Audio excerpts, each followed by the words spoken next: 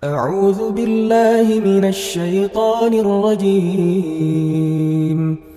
بسم الله الرحمن الرحيم.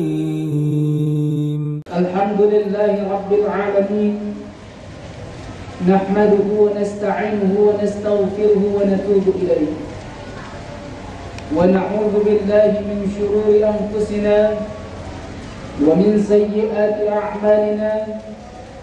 من يهده الله فلا مضل له ومن يضلل فلا هادي له.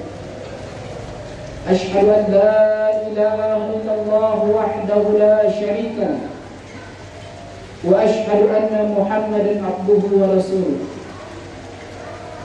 والصلاة والسلام على نبينا محمد وعلى آله وأصحابه ومن تبعه بإحسان إلى يوم الدين. أما بعد، فيا عباد الله، أوصيكم ونفسي بتقوى الله وطاعته لعلكم تفلحون.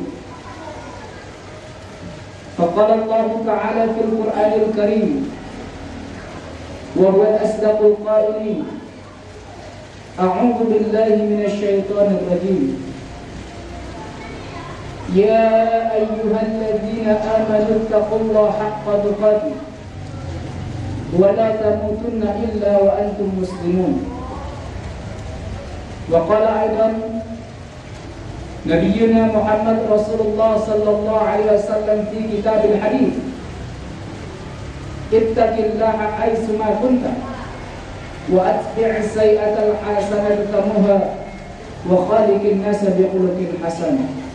صدق الله العظيم وصدق رسوله النبي الكريم، ونحن على ذلك من الشاهدين والشاكرين، والحمد لله رب العالمين.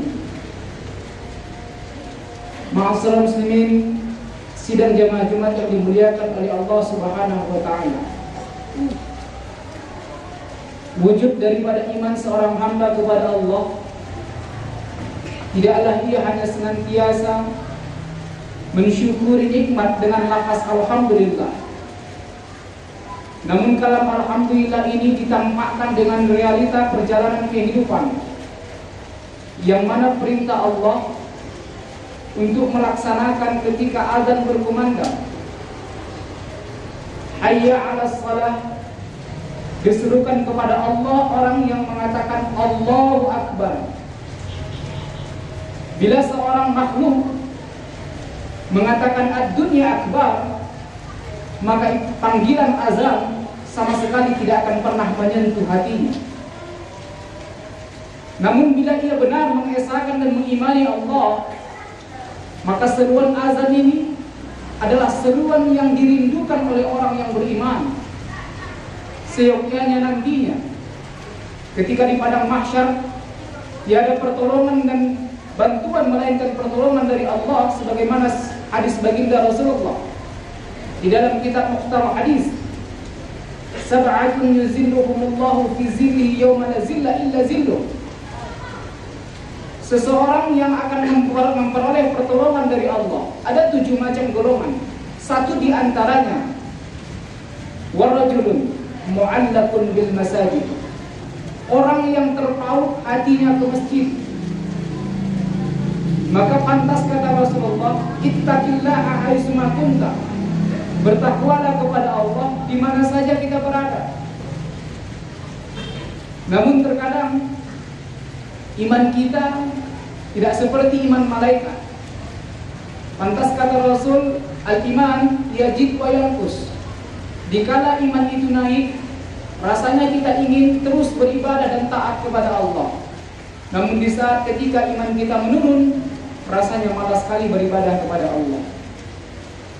Maka ma'asyiral muslimin, sidang jemaah Jumat yang dimuliakan oleh Allah, kita tampakkan hari ini bukti syukur kita kepada Allah. Saat azan berkumandang kita hadiri panggilan Allah.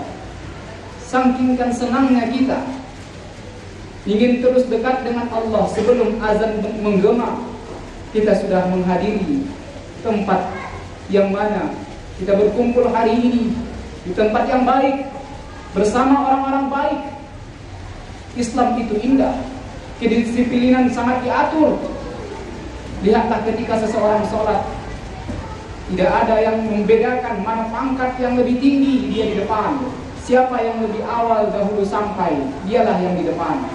Sekalipun pangkatnya lebih rendah, hakikatnya Allah ingin tampakkan dunia itu kecil, yang besar itu Allah. Ma'asyiral muslimin sidang jemaah Jumat yang dimuliakan oleh Allah. Maka bagi kita yang hari ini diberikan kesempatan untuk taat kepada Allah, maka manfaatkan seyogyanya hari ini untuk beramal ibadah kepada Allah. Sebab dalam waktu itu ada waktu yang mulia, dalam hari juga ada hari yang mulia. Mengapa hari Jumat itu dikatakan Sayyidul Ayyam? Di dalam kitab Aqimus Shalah, kupas tuntas tanya jawab tentang salat yang berjumlah 847 halaman. Mengapa hari Jumat itu dikatakan Sayyidul Ayyam? Dalam kitab tersebut terdapat sebuah riwayat. Sebab hari Jumat itu diciptakan Nabi Adam alaihissalam. Hari Jumat juga dikeluarkan Nabi Adam alaihissalam. Nah, peristiwa ini menjadi catatan bagi umat Islam dan sejarah. Di dalam buku fikih jenazah karangan Ustaz Hasbi Al-Mawardi, beliau katakan menukil perkataan para ulama dari kitab-kitab ulama dan hadis baginda Rasul. Saat ketika Nabi Adam alaihissalam hendak dikeluarkan dari surga, seluruh pakaian dan mahkota Adam dan Hawa ketika itu terlepas. Saat ketika itu Adam dan Hawa berkeliling di surga untuk meminta dedaunan beberapa pohon yang ada di surga. Namun ketika itu sekian banyak pohon yang ada di surga, hanya satu pohon yang memberikan dedaunannya kepada Nabi Adam dan Hawa ketika itu di dalam surga. Pohon apakah itu? Tak lain dan tak bukan dalam catatan pohon tin. Maka ada 3 jaminan bagi pohon tin. Satu di antaranya ketika itu pohon tin memberikan dedaunannya 8 lembar jumlahnya. 3 lembar kepada Nabi Adam dan 5 lembar kepada Hawa. Lantas apa yang akan menjadi catatan dalam sejarah tersebut? Jumlah yang diberikan pohon tin ketika itu akan tetap dikenang manusia saat ketika akhir hayatnya. Ketika manusia tersebut wafat, maka kain yang akan membungkus jenazah tersebut, bila jenazahnya laki-laki, maka akan dibungkus dengan 3 lapis kain kafan. Jika jenazahnya perempuan, maka akan dibungkus dengan 5 lapis kain kafan. Itu ternyata sejarah Nabi Adam alaihissalam. Ma'asyiral muslimin sidang jemaah Jumat yang dimuliakan oleh Allah.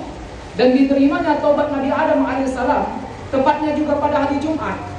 Namun ada yang menggetarkan hati orang yang beriman. Kiamat pun terjadi, itu juga pada hari Jumat. Maka yang paling kita khawatirkan bukan kiamat kubra, kiamat yang hakikatnya dunia akan digulung, dihancurkan, dibinasakan oleh Allah. Tapi kiamat terhadap diri sendiri, akidah yang minim kepada Allah. Bukankah akhir zaman nanti yang dirusak bukan dunia asalnya, tapi yang dirusak akidah umat. Rasa keyakinan dan kepercayaan kepada Tuhan sudah mulai minim. Mereka lebih percaya kedudukan jabatan, mereka lebih percaya uang ketimbang Allah. Ma'asyiral muslimin sidang jemaah Jumat yang dimuliakan oleh Allah. Dan ada hal yang sangat menginspirasi bagi kita. Fadilah yang dilakukan, amal yang dilakukan pada hari Jumat tidak sama balasan fadilahnya Allah berikan ketimbang dengan hari-hari yang lain. Maka coba kita saksikan di berbagai masjid kota Medan khususnya, banyak yang melaksanakan menggelar Jumat berkah, nasi berkah. Pada dasarnya mereka telah mengamalkan sunnah baginda Rasulullah sallallahu alaihi wasallam. Ma'asyiral muslimin sidang jemaah Jumat yang dimuliakan oleh Allah. Wasiat yang terpenting dari khatib melalui mimbar yang mulia ini tak lain dan tak bukan mengajak kita semua untuk ittaqillah, merupakan daripada rukun lebah. Apabila khatib lupa di antara rukunnya, maka hendaklah setiapnya seseorang mengingatkannya. Sebab manusia itu, ustaz itu sekalipun al-insan makanul khata' wan nisyan, sebersih-bersihnya pakaian manusia, di dalam hatinya ketahuilah ada titik hitam, yakni noda dosa. Yang kadang noda dosa itu ditutupi oleh Allah karena wallpaper pakaian kita. Maka jangan pernah merasa lebih mulia ketimbang orang lain.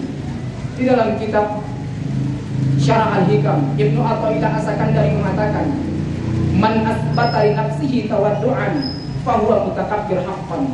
Barang siapa yang merasa dirinya lebih baik ketimbang orang lain, fahuwa mutafakkir haqqan, bahwa maka pada dasarnya dia adalah orang yang takabur, orang yang sombong. Iblis dikeluarkan dari surga itu juga karena kesombongan. Ma'asyiral muslimin, sidang jamaah Jumat yang dimuliakan oleh Allah Subhanahu wa taala. Kita hari ini bukanlah minimnya ekonomi. Kita belakangan ini bukanlah minusnya akhlak. Tapi kita yang belakangan ini minusnya untuk pengaplikasian akhlak yang nyata dalam kehidupan. Kenapa? Anak-anak yang melihat kita itu pada dasarnya putih. Mereka seperti kertas. Apa yang mereka lihat itulah terkadang yang dilakukan. Apa yang kita lakukan hari ini, tanpa sadar kita mencetak mereka, kelak mereka akan melakukan apa yang kita lakukan hari ini. Maka ma'asyiral muslimin sidang jamaah Jumat yang dimuliakan oleh Allah, tanamkan akidah yang benar kepada Allah. Bukankah kita membaca pada tahun 2012-2013 almarhum Profesor Ramli Abdul Wahid LCMA, semoga Allah lapangkan kubur beliau.